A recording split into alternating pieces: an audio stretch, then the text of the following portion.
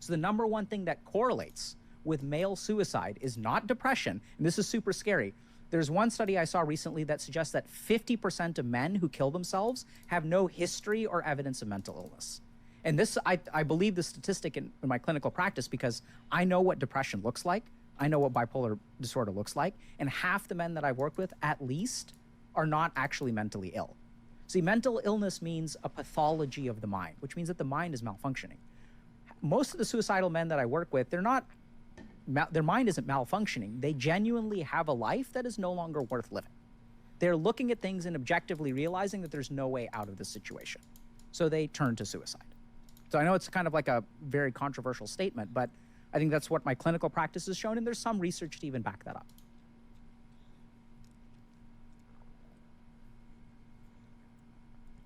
I can understand making a strong statement here to illustrate that the problem isn't just to convince them that their lives are good, but the problem is we actually need to change the direction or the trajectory of people's lives.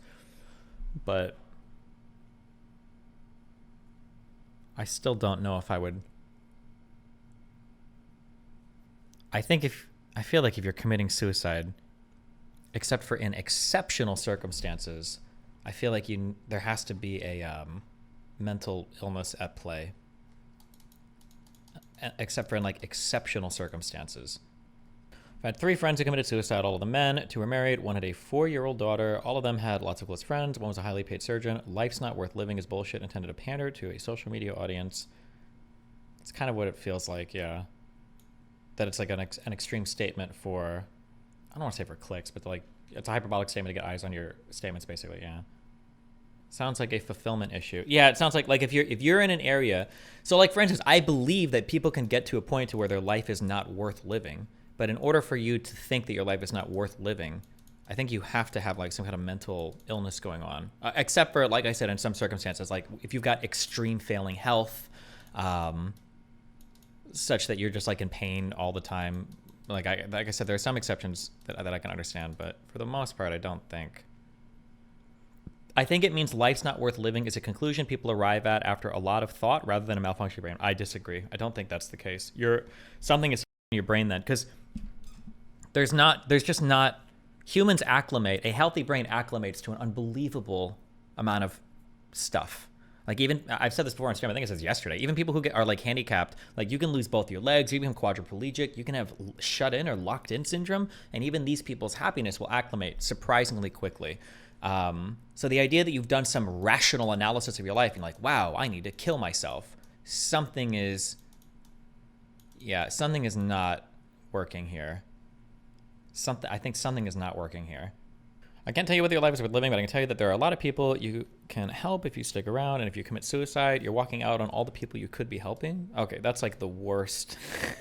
That. Nah, that's cringe, I think.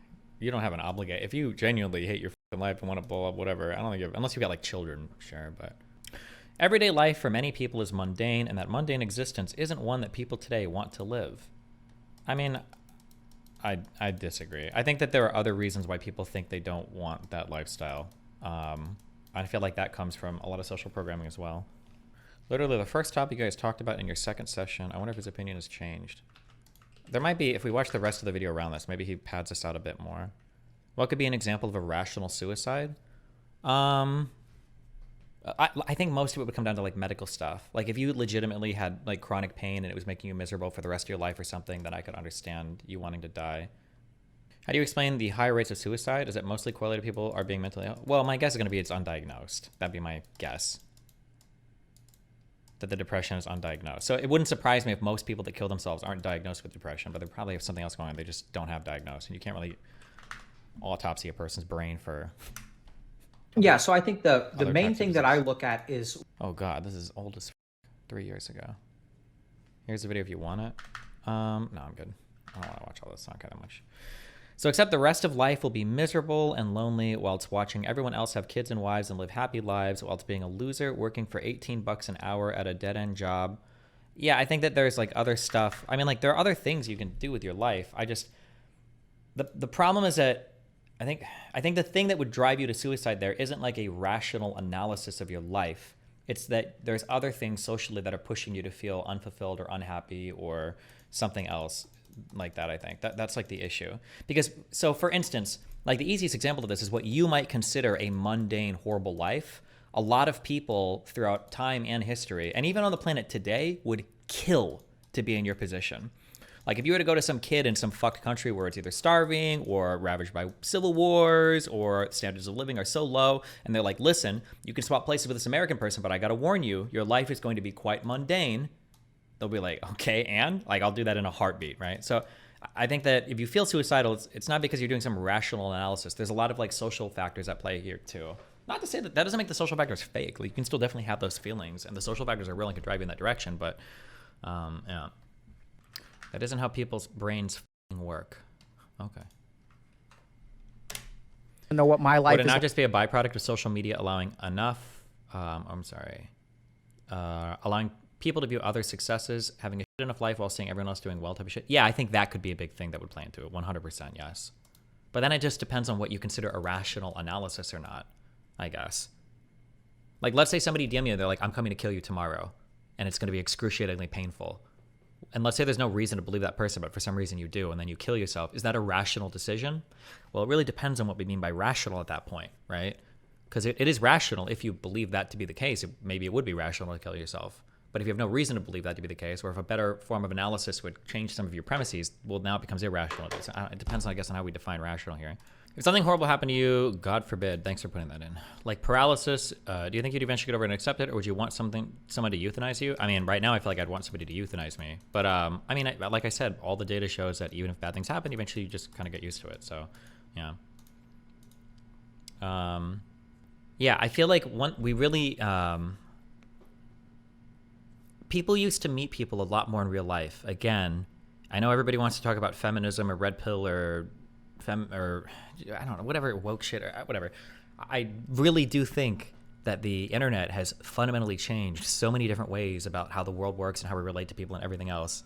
And I feel like people don't talk about that as much as they should be. Maybe because the internet change happened like both gradually and incredibly quickly at the same time, such that like as more and more internet stuff was introduced, we didn't really notice it, but it's like completely and totally overhauled every single facet of our existence, such that even me, who grew up without the internet, can't imagine life without the internet. I think I've joked about that on stream before, where it's like, I don't know, as kids, I don't know how the we ever found or hung out with each other ever. Because like once I leave my house on my bike, I can't know where my friends are. I don't have a fucking phone to call in and check on who's, but somehow we all managed to meet at the same places. We all managed to hang out together. We all managed to travel and get food and go to the right house. I don't even know how. Like when I try to remember, I just don't even know how it was possible. Because you're lost in space. You're like shot out of a cannon as soon as you leave the house. You're untrackable. You're lost to the wilderness. Yeah, the internet has like fundamentally changed so many aspects of our life. So I think the first thing is... There was that weird dating chart I saw that where so many different ways of meeting people are now just being exchanged for online stuff. This goes to 2017. This is a statistic. I don't know where this study comes from, but like I should like dig into this and look at like real research and see what the actual shit says. But I see like stuff like this posted over and over and over again. That meeting through friends always used to be the most common way. You'd through friends of friends is how you'd meet like dating partners. But this online stuff is just dwarfing like everything. This is the most like extreme one that I saw recently. Oh no, this was the most extreme one I saw recently. This is showing like around 60% of people are now meeting online first. I think it's similar to how if you try to go back to pre-fast travel games, it breaks people's brains. Maybe, yeah.